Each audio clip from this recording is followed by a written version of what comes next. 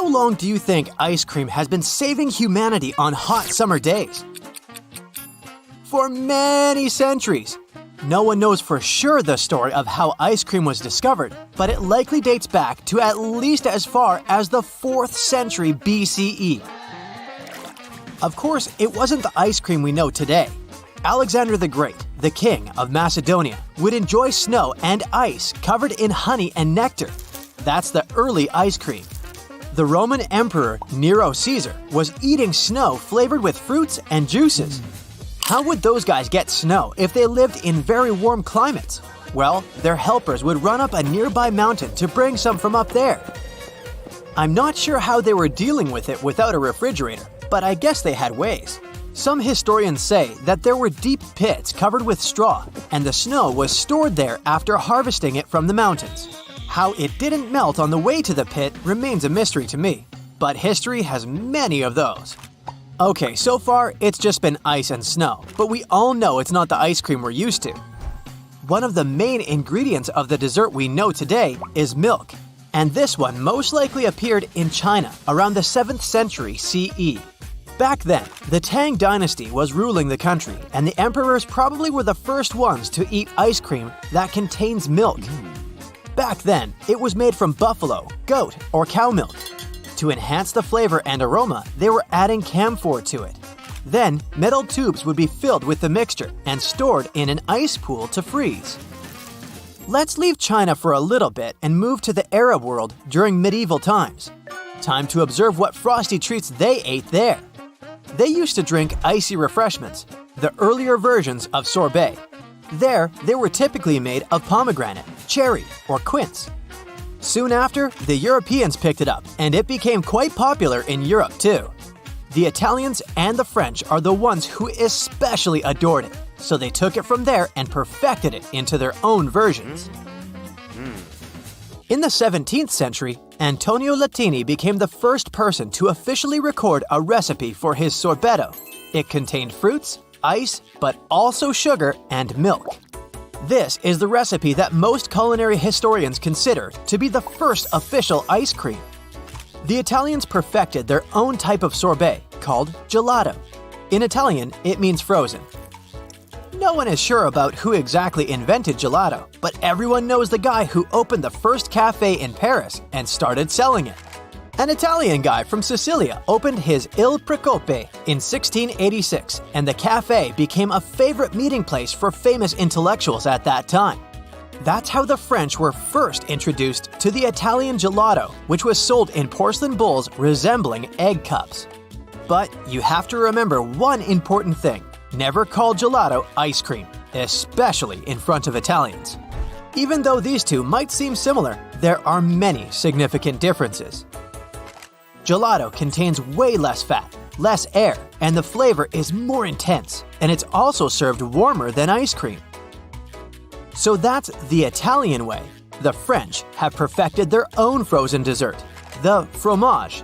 This translates from French as cheese, but in fact, it has nothing to do with it. Originally, it was made of cream, sugar, and orange flower water. Even today, the cream is an important ingredient, so the fromage is creamier and heavier than a gelato. Also, did you know that eggs are used to produce both? Yes, it's an important gelato and fromage ingredient that gives the dessert the necessary fat, but also a specific flavor. We haven't covered America yet. Most likely, ice cream was brought to the USA by European immigrants. The first ice cream parlor in the States opened in 1790 in New York. But until the beginning of the next century, it was only available to the elite. Once it became more common, of course, it took over the country. It couldn't be any other way, could it? When NASA astronauts were asked what they missed most, ice cream was at the top of the list. Today, 9% of all produced cow milk in the USA is used to produce ice cream. The people who love ice cream most in the world live in New Zealand. The country is the biggest per capita ice cream consumer in the world. The second one is the United States. What do you think the most popular ice cream flavor is? Yeah, that's vanilla, of course. The second most popular flavor is chocolate. Turns out, chocolate ice cream was invented earlier. That's because vanilla wasn't available for a long time. Today, most vanilla is imported from Indonesia and Madagascar. Over 1,000 ice cream flavors exist. There are quite a few really weird ones, like hot dog flavor, bacon, avocado, licorice, octopus, jellyfish flavor, and even roasted garlic.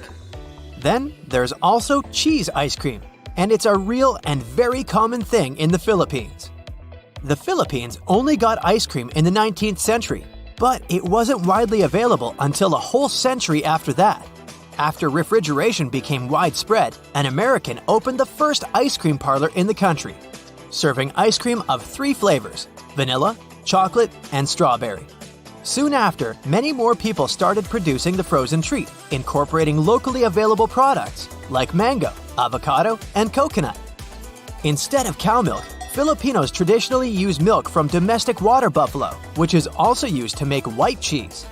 In the second half of the 20th century, cheddar cheese was first imported to the Philippines, and it became an instant favorite. It's the ingredient of the famous Filipino spaghetti and a common topping for pastries.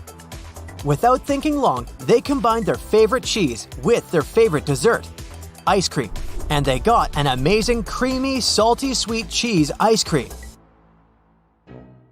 So yes, that's a long story. We mentioned ice drinks, sorbet, and ice cream. But there was no word about popsicles. That's right, popsicles didn't exist for a long time. In fact, they were only invented by accident in 1905 by an 11-year-old boy called Frank Epperson. On a cold night, he was mixing sugary soda powder with water and forgot it outside after. After sitting there all night, it got frozen. When the boy returned and found it, he had to lick it off the wooden stick he was stirring it with. He liked it so much that he started producing them. He called them Epsicles, honoring his own name, but later the name evolved into a popsicle. Ice cream cones were invented just a year before popsicles in 1904. So, a guy was selling waffle-like pastries at a fair. Right next to him, there was another guy selling ice cream. At some point, the ice cream guy ran out of dishes and didn't know what to do. So, his neighbor rolled his waffle and offered to sell ice cream in them. The history of ice cream isn't even finished yet. Frozen treats keep being invented even today. For example, Slurpees were only invented in the late 1950s. Omar Knedlik was working at Dairy Queen in Kansas City, and the soda fountain broke down. To keep the beverages cool, he put them in the freezer. They turned slushy, and that's how the guy got the idea to make a machine that makes frozen beverages. He even created the Icy name and designed a logo for the brand. Several years later, 7-Eleven bought the right to sell the drinks, and they got popular. The newest ice cream-like invention is Dippin' Dots.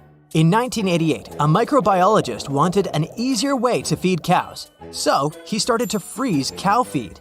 Then he thought a little bit more and figured out that you can freeze other food, not only cow feed. So he started to freeze ice cream, and it was a blast.